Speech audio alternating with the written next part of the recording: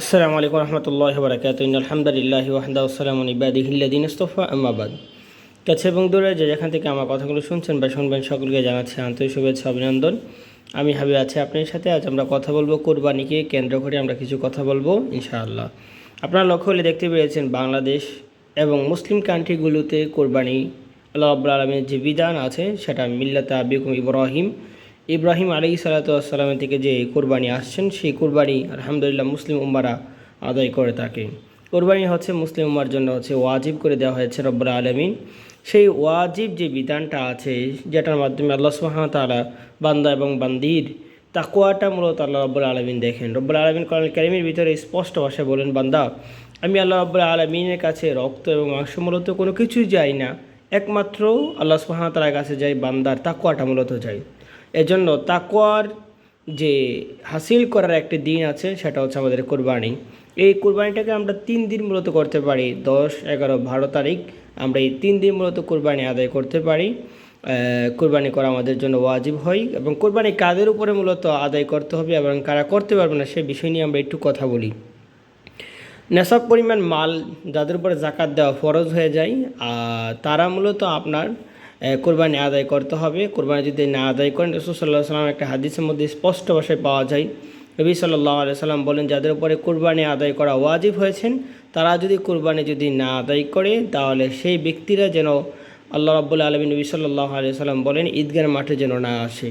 তাই আমরা কোরবানি আদায় করব আল্লাহ সন্তুষ্ট উদ্দেশ্য এবং আমাদের ওয়াজিব আদায় করার উদ্দেশ্য। যাদের মনে রাখতে হবে, যাদের উপরে জাকাত ফরজ হয়ে যায় তাদের উপরে ওয়াজিব হয়ে দাঁড়ায় আপনার কোরবানি আদায় করা। মনে রাখতে হবে জাকাত এবং কোরবানির মধ্যে একটু ভিন্নতা আছে। সেই ভিন্নতাটা কি?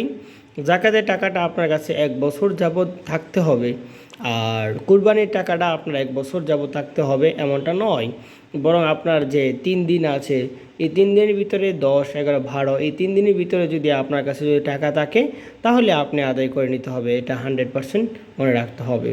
এবার আসুন আমরা কাদের উপরে কোরবানি আদায় করা যাবে না সে বিষয়ে নিয়ে একটু কথাবার্তা বলি। আমরা মনে রাখতে হবে কোরবানি যাদের নেশাব পরিমাণ মাল সম্পদ নাই তারা মূলত আদায় করবে না, বরং ঋণ যদি অতিরিক্ত থাকে সে ঋণ আগে পরিশোধ করে নিতে হবে। যদি তার সামর্থ্য যদি থাকে যে আমার ঋণ পরিশোধ করতে পারবো তাহলে তাদের উপরে আপনার কোরবানি আদায় করা যাবে, ওয়াজিব পালন করা যাবে, মনে রাখতে হবে এটা।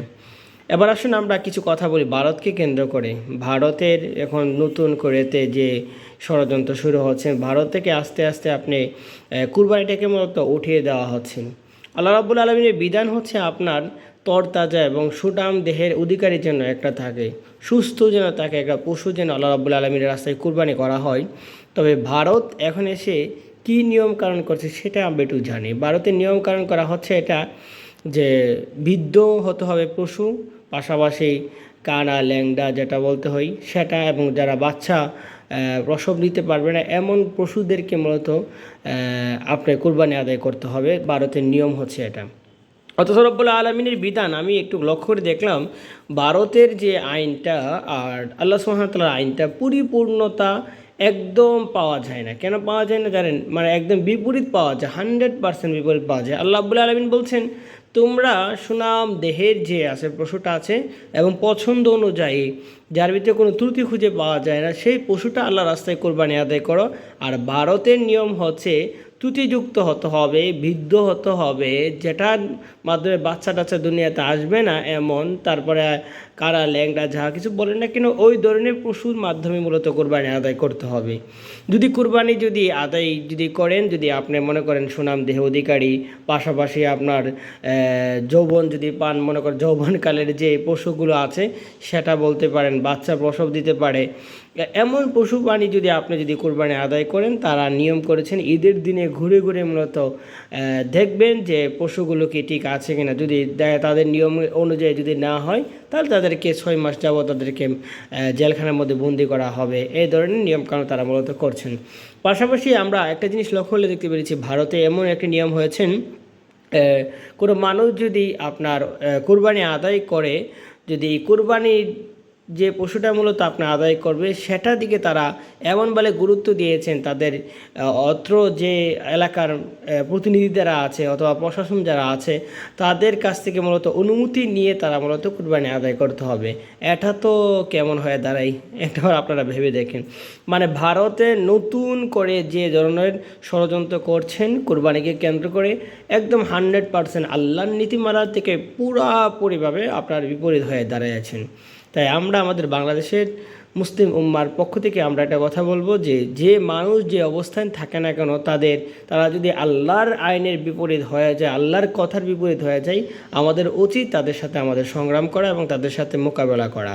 এর জন্য মুসলিম উম্মারা ঐক্যবদ্ধ হতে হবে। মুসলমানের বিধানের উপরে যদি কোনো মানুষ আঘাত করে তাতে আমরা জবাব দিতে হবে, এটা মনে রাখতে হবে।